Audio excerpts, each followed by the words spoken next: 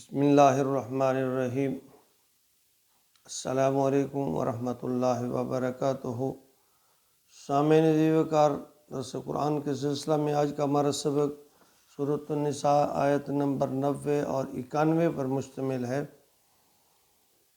اعوذ باللہ من الشیطان الرجیم، بسم اللہ الرحمن الرحیم۔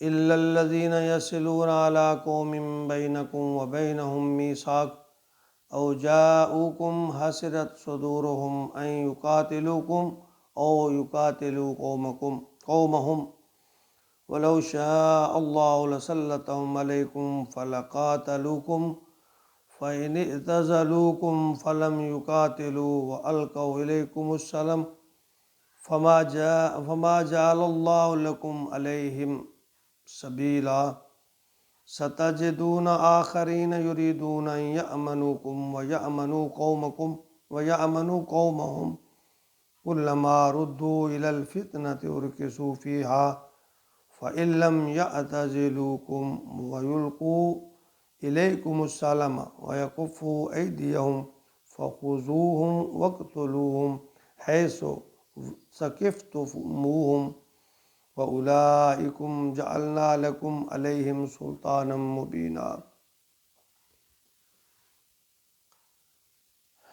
پچھلی آیت مبارکہ میں اللہ رب العزت نے وہ لوگ جو ہجرت کے حکم کے باوجود جنہوں نے ہجرت نہیں کی انہیں قتل کا حکم دیا۔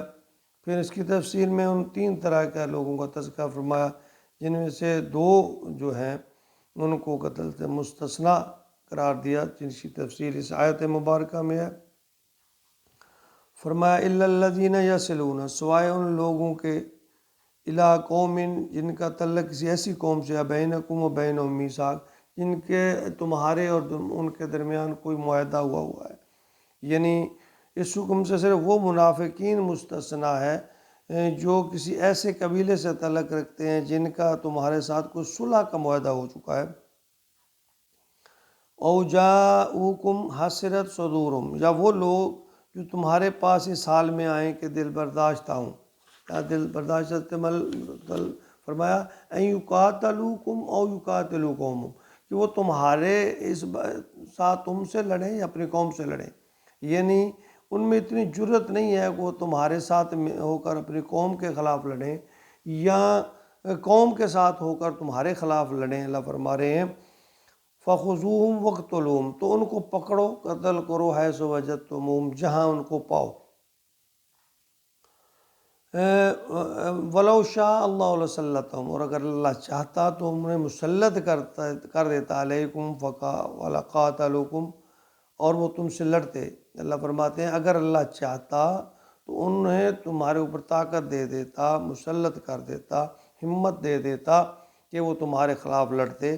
فَإِنِ اعْتَزَلُوكُمْ، پس اگر یہ لوگ تم سے کنارہ کشی کریں، فَلَمْ يُقَاتِلُوكُمْ، تو تم سے یعنی اگر وہ تم سے جنگ نہ کرنا چاہیں، کنارہ کشی کر جائیں، فَأَلْقَوْا إِلَيْكُمُ السَّلَامَ، تمہاری طرف صلح کا پیغام، صلح امن کا، آشتی کا پیغام ہاتھ بڑھائیں، فَمَا جَعَلَ اللَّهُ لَكُمْ عَلَيْهِ سَبِيلًا، تو اللہ نے تمہیں بھی ایسے لوگوں کے خلاف اقدام کرنے کی اجازت نہیں دی۔ اللہ نے روک دیا کہ جو لوگ صلح کا پیغام تمہاری طرف بڑھائیں، ہاتھ بڑھائیں، تو تم ان کے ساتھ جو ہے وہ لڑائی نہ کرو۔ فرمایا ستجدون آخرین یریدون، تم پاؤ گے ایک اور قسم کے لوگوں، ان میں سے جو ہے ایک اور قسم کے لوگ ہیں، وہ یہ چاہتے ہیں یریدون ان یأمنوکم، کہ تم سے بھی امن میں رہیں، ویأمنوا قومہم، یعنی وہ اپنی قوم سے بھی امن میں رہنا چاہتے ہیں اور تم سے بھی کلما ردوا الی الفتنۃ ارکسوا فیہا، لیکن جب وہ فتنے کی طرف موڑے جاتے ہیں تو وہ اس پہ گر پڑتے ہیں۔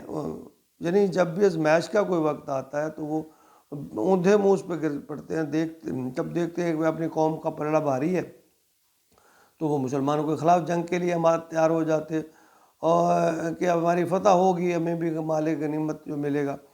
فَإِن لَّمْ يَعْتَزِلُوكُمْ، پس اگر یہ تم سے کنارہ کش نہ ہوں، وَيُلْقُوا عَلَيْكُمُ السَّلَامَ، تمہارے ساتھ صلح و سلامتی کا پیغام نہ پہنچائیں، وَيَكُفُّوا أَيْدِيَهُمْ، اور اپنے ہاتھ نہ روکیں۔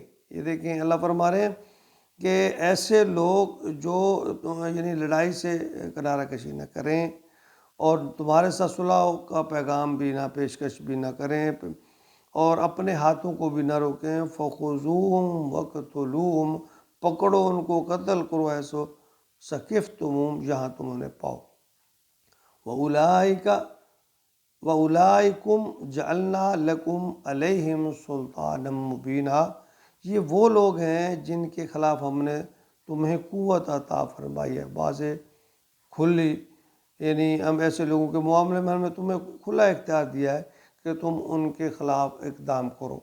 یعنی یہ ان منافقین کا تذکرہ اللہ تعالیٰ فرما رہے ہیں جو وقتی فائدے کو دیکھتے ہوئے اپنے آپ کو بدل لیتے، کبھی وہ پیچھے ہٹ جاتے اور کبھی کفار کے ساتھ مل جاتے، کبھی دھوکہ دیتے۔ تو اس صورت میں اللہ رب العزت نے فرمایا جن کے ساتھ تو تمہارا معاہدہ ہے کسی قوم کے ساتھ، تو ان کے ساتھ ایسا سلوک نہ کرو۔ البتہ جو لوگ ڈبل مائنڈڈ ہیں، وہ جو موقع محل کے مطابق یعنی دیکھتے ہیں جب کفار کا، مشرکین کا پلڑا بھاری ہے تو ان کی طرف ہو جاتے ہیں، اور جب دیکھتے ہیں مسلمان بھاری ہیں وہ پیچھے ہو جاتے، اللہ فرماتا ہے ایسے لوگوں کو پکڑو، قتل کرو۔ یہ اور پھر ایسے بھی لوگ جو تمہارے سر امن و آشتی کا پیغام نہیں دینا چاہتے، نہیں رکھنا چاہتے، ان کو بھی پکڑو۔ البتہ وہ لوگ جو تمہارے ساتھ ان کا کوئی معاہدہ ہے اور وہ چاہتے بھی ہیں کہ وہ تمہارے ساتھ امن کے ساتھ رہیں، تو اللہ فرماتے ہیں ایسے لوگوں سے درگزر کرو۔ اللہ رب العزت ہمیں اپنے احکامات پر چلو، خاص طور پر اللہ تعالیٰ منافقت سے بچائے۔ یہ جو نفاق ہے نا، یہ بہت بری بیماری ہے۔ یہ کافر یعنی اللہ کا انکار کرنے سے بدتر ہے۔ یعنی کافر ٹھیک ہے وہ اللہ کا انکار کرتا ہے، وہ اچھا نہیں ہے، لیکن منافق اس سے بھی بدتر ہے کہ وہ منہ سے تو اللہ کا اقرار کرتا ہے، نبی کے اتباع فرما برداری کا دم بھرتا ہے، لیکن دل میں کھوٹ ہے۔ تو ایسے لوگوں کو اللہ رب العالمین جو ہے انتہائی ناپسندیدہ قرار دیا منافق کو، اور منافق کو جہنم کے سب کے نچلے طبقے میں اللہ تعالیٰ نے کہا کہ اس کو ڈالا جائے گا۔ تو اللہ تعالیٰ ہمیں نفاق سے بچائے۔ دیکھیں انسان کے بس میں نہیں ہے کہ وہ نیکی کر سکے یا برائی کر سکے، یہ صرف اللہ کی طرف سے خصوصی رحمت اور شفقت ہے۔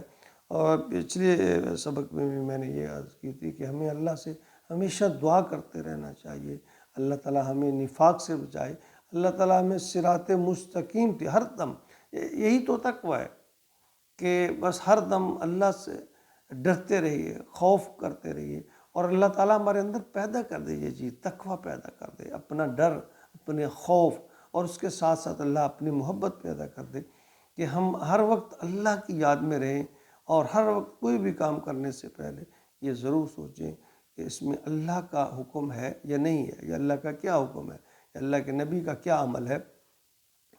اللہ تعالیٰ ہمیں عمل کی توفیق عطا فرمائے، آمین۔